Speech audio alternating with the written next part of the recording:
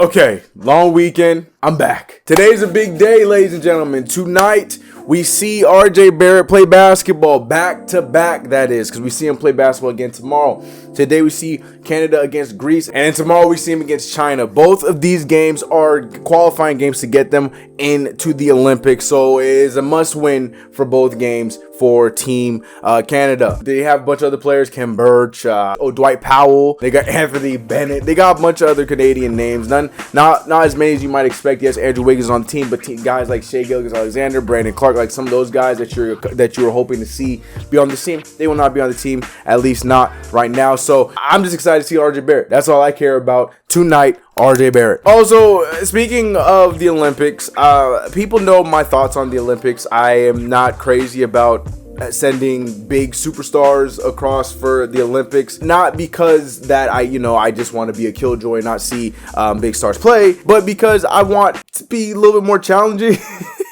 I know how the World Cup went, but normally with the Olympics, we normally roll through it like it's not a big deal, and then the games end up being 30 to 40 point blowouts. And I know sometimes we'll be like, oh, well, Spain kept us under 20.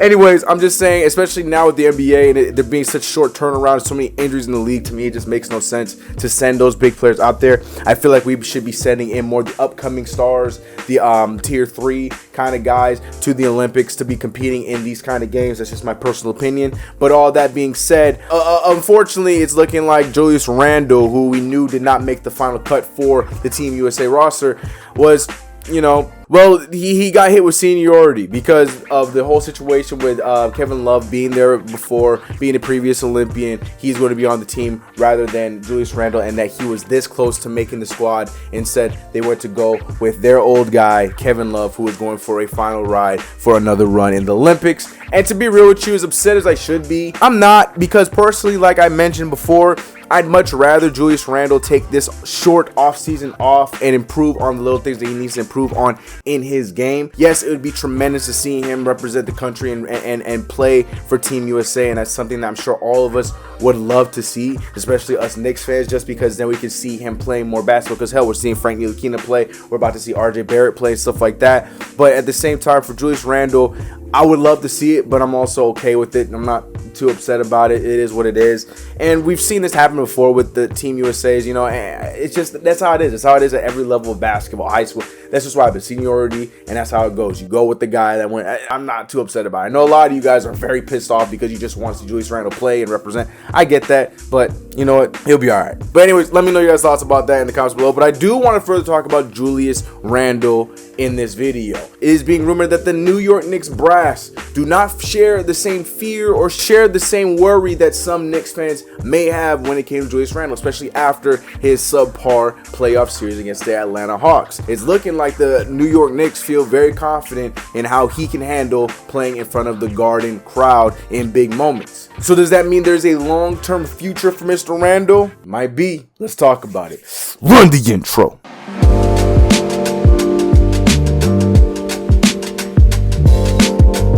What's going on, CK Crew? It's your boy CK2K. Welcome back to another video. If you haven't already, make sure you subscribe to the channel. Hit that notification bell. Do not forget to like this video. If you haven't already, make sure you follow your boy on Twitch. We'll be doing back-to-back streams tonight and tomorrow. We're probably going to be doing our streams following the Canada games because of the time of those games. So right after the Canada game, go over to the Twitch channel and you'll see me streaming over there live tonight and tomorrow on Twitch, as well as Friday, but you know what it is. Julius Randle had a tremendous season last year. I feel like it gets thrown in the mud because of how it ended in the playoffs, because of the rather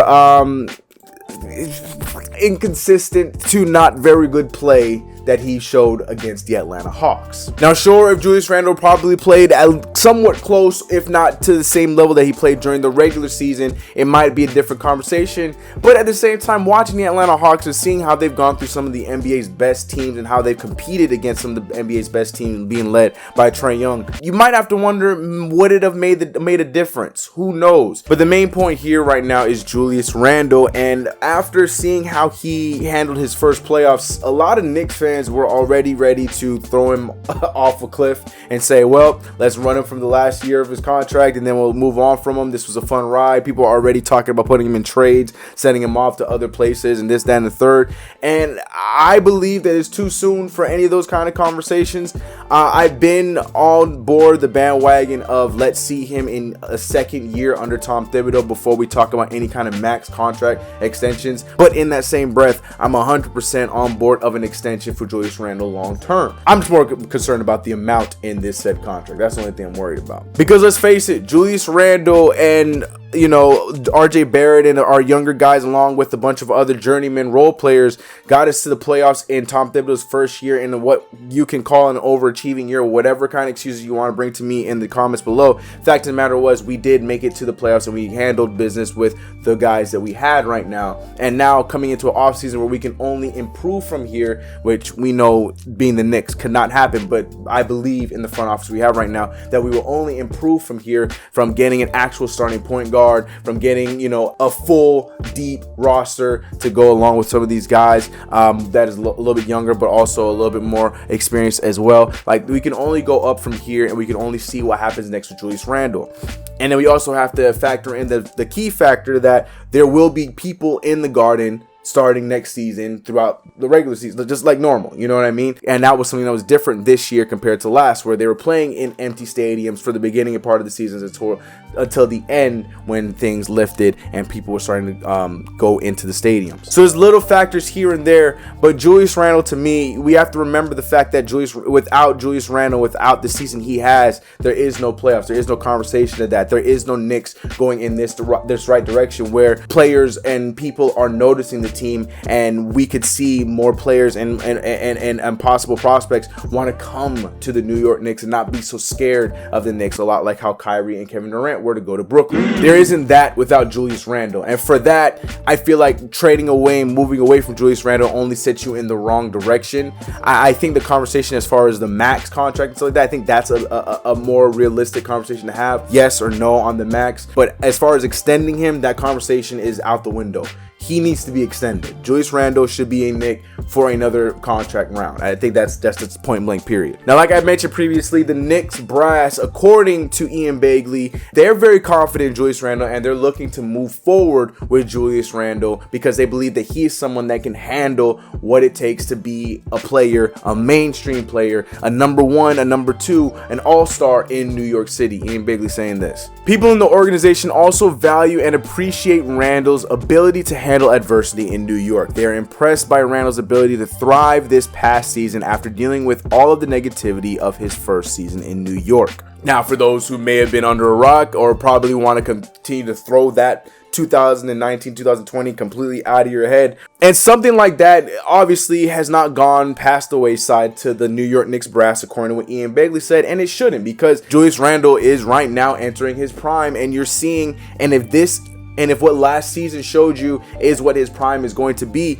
then he's off to a tremendous start of being a great player long term. And hopefully that could be with the New York Knicks. We know all the many things that he improved on this season, from his shooting at any point on the court, from 3-point line shooting, 41% from the field, to baseline shooting where he pretty much owned the NBA on both baselines, primarily owning the baseline the entirety of the season, where he was the one that made the most shots on the baseline for the season. And he even, for some period of time, a little bit up in the mid-range too. He had the most made shots at that point for a majority of the season until that was taken over, I think, by Kawhi Leonard. Though I still believe his defense could use some improvement, but down the line in key crucial moments, you saw Julius Randle's defense look a lot better compared to times in the past. His point guard ability this year compared to the year prior was completely night and day. You had a lot more faith in him playing the point forward position, to the point where some games where it looked like when his shot was not falling, when he resulted to playing that point guard role and moving the ball,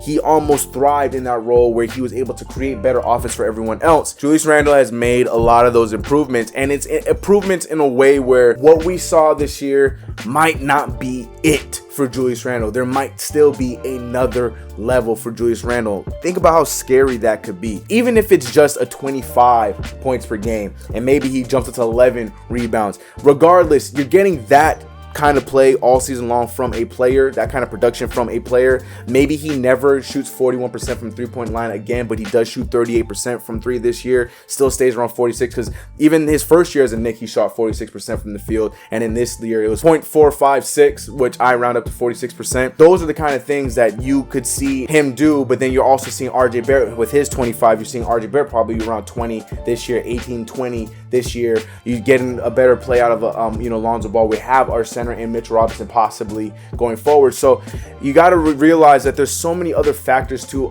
the improvement of players rather than just the black and white of them playing basketball on a basketball court. And I feel like people miss that part in this process of the NBA. So I say all that to say this with Julius Randle. All I feel like coming into this next year, Julius Randle needs to just put it all together. From the new shooting packages that he has, the new abilities that he has, the new Lamar Odom-esque play that he has where he can play that point guard role as well as be able to get his own at a high clip. I just feel like he needs to put it all together, because I felt like this last season, we didn't see Julius Randle be the bully and be the guy that goes straight, head down to the hole as often as he was in the past. I don't know if it's because he was afraid PTSD wasn't come back and he was going to dribble the ball off his foot or whatever the case may be. But when you have guys like, and this is just talking more recently about the playoffs, where you have guys like Trae Young and Kevin Huerter switched onto you, you need to take advantage of that and get the easier bucket rather than settling for a jump shot when you know that you're not hitting the shot that game. So those are the kind of things that I feel like Julius Randle is going to see in the tape, and he's going to improve on